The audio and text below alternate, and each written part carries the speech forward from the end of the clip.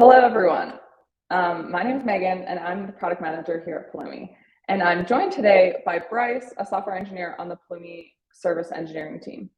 And in the next 30 minutes, Bryce and I are going to walk you through Pulumi Deployments, which you just heard about from Joe and Luke, which is a new Pulumi service feature that's launched today in preview. Feel free to ask questions throughout the talk, and assuming that the demo gods are in our favor today, we plan to spend some time at the end answering questions live. Now, before jumping into it, I just want to kind of give a big thank you to the team at Pulumi that built Pulumi Deployments. Bryce and I are really lucky to be the ones showing you all it today. But it's been quite a journey for us. We've had multiple cases of COVID. We had someone on paternity leave. We had someone summoned to jury duty. Throughout the past few months, it's been a big project for all of us to come together and get this out to you. And here today, hey Bryce, and here today we're so happy to show you what we've built, and we cannot wait for you all to use it.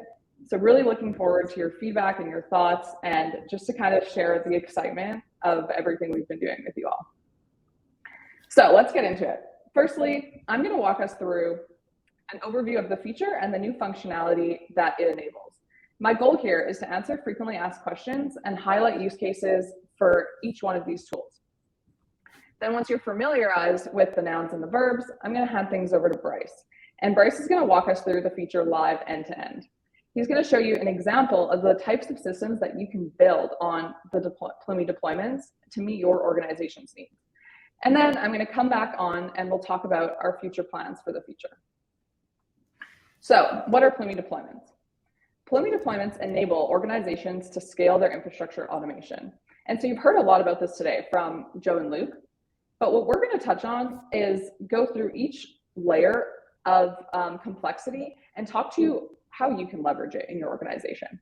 So using Pulumi deployments, you can run any Pulumi program and therefore deploy any infrastructure on the Pulumi service instead of your own system. Deployments can be triggered via the UI, via Git Push, via the REST API, or by using a remote workspace in Automation API. So let's talk through each layer of this functionality. The first one is click to deploy. Starting today, you can deploy infrastructure with the click of a button from the Pulumi Service Console. At launch, we support running a Pulumi preview, a Pulumi update, a Pulumi destroy, and a Pulumi refresh, all from the drop-down actions in the console. Now, in order to leverage this functionality, today in preview, it requires the installation of the Pulumi GitHub app. We plan to extend in the future to other version control systems support. And now you might be thinking, wow, this is great. I can't wait to use it. This will make my life so much easier. But also there comes that next question, which is, does it make it easier for us to accidentally destroy infrastructure?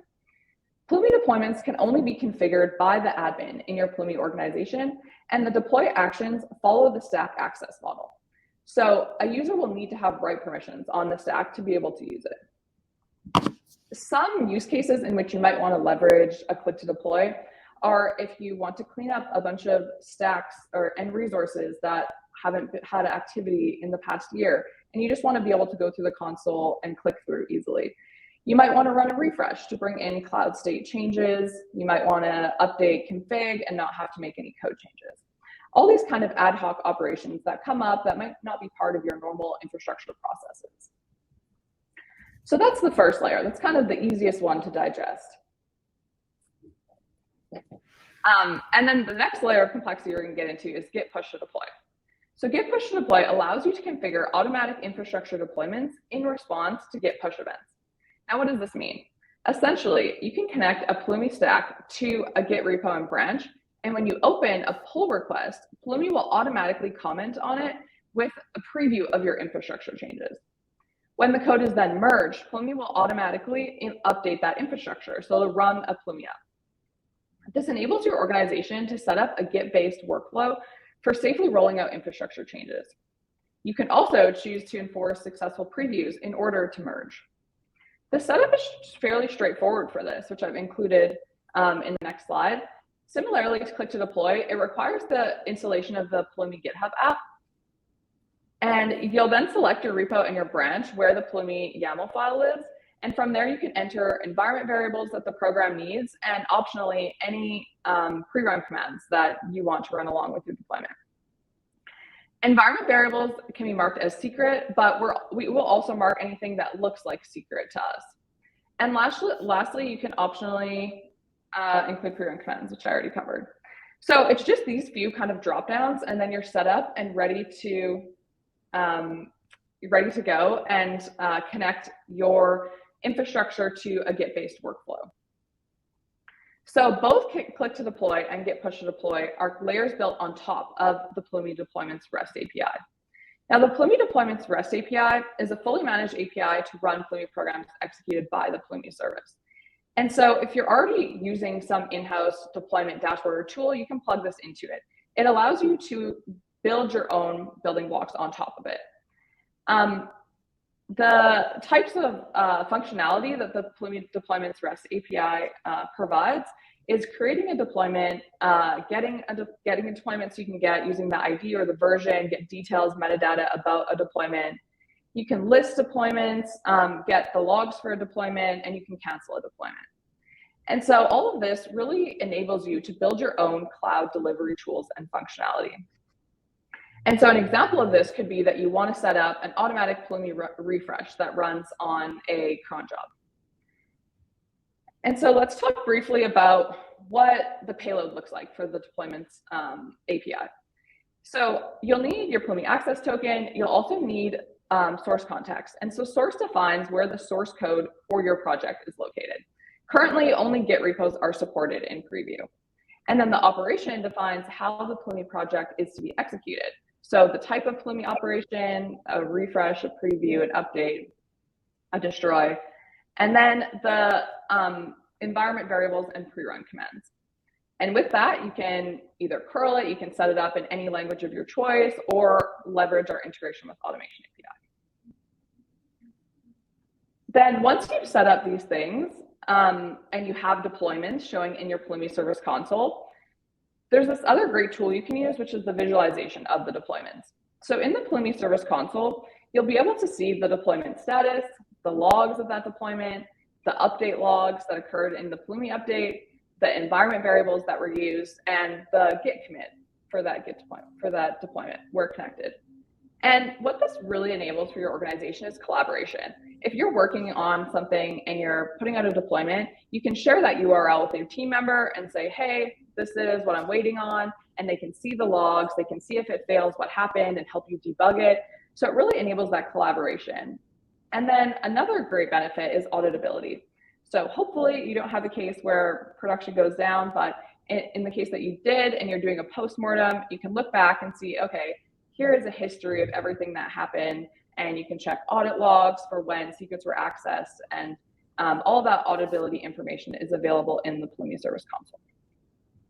So the last thing I'm going to touch on before Bryce gets into bringing this all to life with a demo is the remote automation API. So Pulumi deployments can be run via a remote workspace in Automation API. And we're going to touch on this a little bit later, but essentially you can think of it as there's two new concepts within Automation API, a remote workspace, which is a class that represents a workspace for running Pulumi operations remotely via Pulumi deployments, and then remote stack, which represents the isolated, independently configurable instance of a Pulumi program, which is managed via the Pulumi deployments. So this is the overview of kind of all of these frequently asked questions and how do you set it up. And then Bryce is going to actually walk us through the live, bringing it to life and illustrating it all. So the first thing I want to show you is the click to deploy use case that Megan mentioned. And we're actually going to start from scratch. So I have a fresh stack here that has never been deployed to. You can see that I've previously installed the GitHub app. And this is all I need to do to enable click to deploy. What we're going to use here for the purposes of the demo is just this small little stack, nothing fancy. It just creates an S3 bucket. But let's go ahead and set up click to deploy with this. So I'll head over to my settings, deploy. I'm in the deploy demos repo, and we have a CED branch, and I'm in the Pulumi programs. bucket time directory. As Megan mentioned, there's an option for pre-run commands. This could be helpful if you have some prerequisite steps. Maybe you're generating some code or doing something else that you need. We don't have anything like that here, so let's just echo a hello world. And then we'll see that eventually in the logs. I'm going to click save. I now have almost everything I need to deploy. You'll notice we have some environment variables to set down here. So because I'm creating an S3 bucket, I need AWS credentials. I don't want to see me paste in my secrets, so I'm just going to run a quick little command to populate those secrets.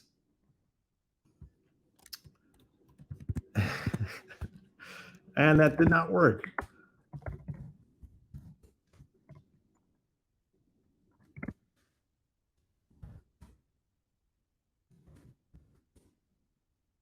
Oh no. Oh, here we go. Okay, great. There's just a little delay there. This is why we love live demos. You never know what's going to happen. Cool. Okay, so we've set our environment variables. This gives our stack everything it needs to actually deploy. And if we are lucky, we should be able to click update here, see a deploy happen. So I just clicked a button. It takes me to my first deployment, and now I see some logs. While this is working, I can explain a little bit about what's going on behind the scenes. So what this has done is spun up my own isolated secure virtual machine, and it's doing some setup. It's cloning my source code. Because I have that GitHub app integration, it's able to clone my private repository. And then it's doing this, it's grabbing my dependencies, and it's going to automatically build my code. So I don't need to worry about installing packages or anything. It's just doing that for me, which is super helpful. We don't have much here, so this should only take a moment. You can see there's the pre-run command coming up next, and that should momentarily show us the hello world that we echo. And at the end of this, we should expect to see, yep, okay, we ran a pre-run command, hello world, great. Now we've got our Pulumi operation going. This should create that S3 bucket that we had set up. And there it is. Cool. And we're done. Great. So in a matter of a couple clicks, I was able to start from a totally empty stack to fully deploying it. And this is great if you have some use cases where one-off or ad hoc deployments are helpful. But now I want to show you the push to deploy workflow, which sits more in the typical day-to-day developer flow. So what we're going to do is we're going to make a small change to this stack. And let's change the bucket name to something. Actually, oops, let's create a new branch.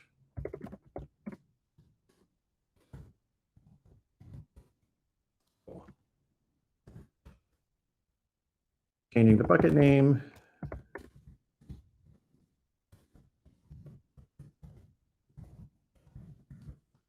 Set to GitHub. And let's create a pull request. That bucket name change. We're going to do the pull request against the CED branch.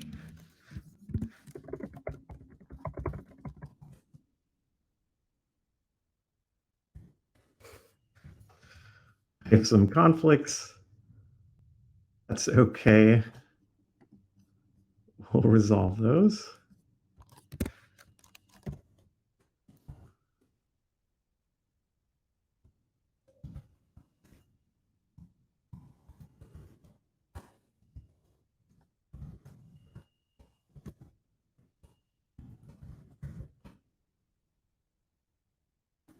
Cool. Oh. Okay. Conflicts are resolved. There we go. Yeah. Okay. Sorry about that. We are changing the name of the bucket to my cool bucket. If we head back to Pulumi, cool. All right, so we have a couple deployments that showed up. So what's happening here is based on this first commit that I pushed, it's kicked off a preview action. And what that's going to do, it's going to simulate the bucket name change against the existing stack, and it's going to post a comment back to my pull request. You will notice that there's another deployment queued up here. So I had to make 2 commits there because I made a mistake. And this next deployment is actually for the later commit. I'll talk about that a little bit more, but it's cool to note that we're queuing these things up. Now, I'm happy with what I see on my pull request comment. The bucket name looks correct. I'll say this is good to go, and we'll merge this. And momentarily, yep, we see another deployment pop up. This is actually going to perform the update. Let me go ahead and cancel this preview, so we don't need that. Back here, that deployment was canceled. Now the actual update is taking place. And when this finishes, we would expect to see some feedback on our pull request that's going to tell us that this bucket was successfully created and deployed. So while that's running, I will say that this workflow is really excellent for prototyping, or maybe you've got some standalone applications that are self-contained enough to just kind of like deploy on every single commit. But lots of you probably also have other use cases that are more complex. Like Megan said, maybe you have some existing pipelines and tools that you're using to deploy your infrastructure resources. And so next I want to talk about the REST API, which really allows your existing pipelines, workflows, tools, and so on to take advantage of this without needing to give you the flexibility to take advantage of it wherever you want. And while that was running, you can see now that it successfully deployed our branch, and we created the new bucket name. Sweet. Okay, so you want to take advantage of Pulumi deployments in your existing tools. We've got this REST API for you. There's a lot here, and I'm not going to go into all of it, but I will say at a high level, you can accomplish all of the same things that we just did in this push to deploy case on your own using REST API calls. So you can create deployments, you can cancel them, you can list them, you can tail their logs. All of this documentation is available on the API reference online. And just to show you that I'm not pulling your leg, we can do a couple of these. I've got a couple curl commands queued up. I've got an update and destroy. Yeah, let's just go ahead and run these. So let's do a destroy. Let's do a couple updates. And again, we see 3 deployments. So there's my destroy followed by 2 updates. Again, I'll say that this queuing that we're seeing, it's super helpful. I don't know if you've ever tried to run multiple Pulumi CLI commands concurrently, but if you have, you would find out that you're actually only allowed to do one thing at a time on a stack because we don't want these things to compete with each other. So if you're trying to do this yourself, these things would error out. You would get an error saying, sorry, there's something in progress. But because we're going through Pulumi deployments, we're able to queue these things up for you, and we're able to take care of them all in the order that they're submitted.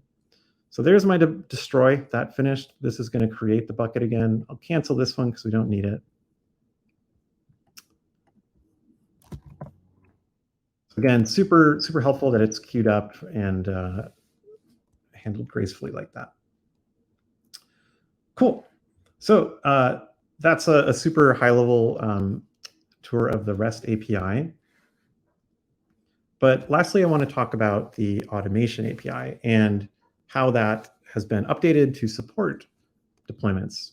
If you've never used the automation API, I highly recommend checking it out. It really does take things to another level when you start programmatically managing stacks like you would any other cloud resource. So automation API is awesome, and we've updated it to work with Pulumi deployments. I can show you an example of what that looks like. So this is a TypeScript example where I'm simply just destroying a stack. The context I provide is similar to what you saw me put in the website. So there's some GitHub details, there's some credentials, and all this is going to do is destroy a stack. This is TypeScript, but I think it's also available in Python, .NET, and Go. But how do we actually like apply this in practice? So I've got this automation API that's going to destroy a stack. Well, Megan mentioned this example where you could have some sort of time-bound stacks or stacks that destroy themselves. So for example, if my developers are deploying stacks in development and I want to make sure that they clean those things up, I want to clean up the resources instead of letting them linger for weeks. We could accomplish that with an architecture like this, where I can tag my stack with a TTL. So suppose this 30, it could represent minutes, days, whatever. So suppose I tag it with a TTL of 30. After deployment happens, Pulumi has a feature called webhooks, which can inform our Lambda that something happened with the stack. That Lambda can then schedule a step function that sleeps for the appropriate amount of time. And then it can wake up, trigger another Lambda, which triggers this automation API to destroy our stack. That's a lot. I want to, I will say that I've previously deployed this half of what I'm describing. And so there's another nifty feature called Pulumi Logs. If you've never seen it, super cool. I can just tail all of the components involved in my stack, and I can watch Lambdas get invoked, for example. So what we could do, like I said, we can add a tag, TTL tag. I'm going to give this a tag of a TTL of 0, so we're just immediately going to destroy the stack. I don't want to make you all wait. So it's got a tag now. We kick off an update. And again, after this update happens, it's going to sleep for 0 seconds, wake up another Lambda, and it's going to do a destroy. While we're waiting for that to happen, I'll just briefly recap what we just demoed. You saw click to deploy. We were able to set that up with a couple clicks in a matter of minutes and deploy a brand new stack from scratch using a GitHub repo. Showed you push to deploy. So we were able to incorporate that preview and deployment functionality into our pull request workflow. I previewed the REST API behind all of this, so you can incorporate Pulumi deployments into your existing tools and workflows. I showed you automation API, and lastly, we're seeing how this can all fit together in a hypothetical use case where we clean up stacks after.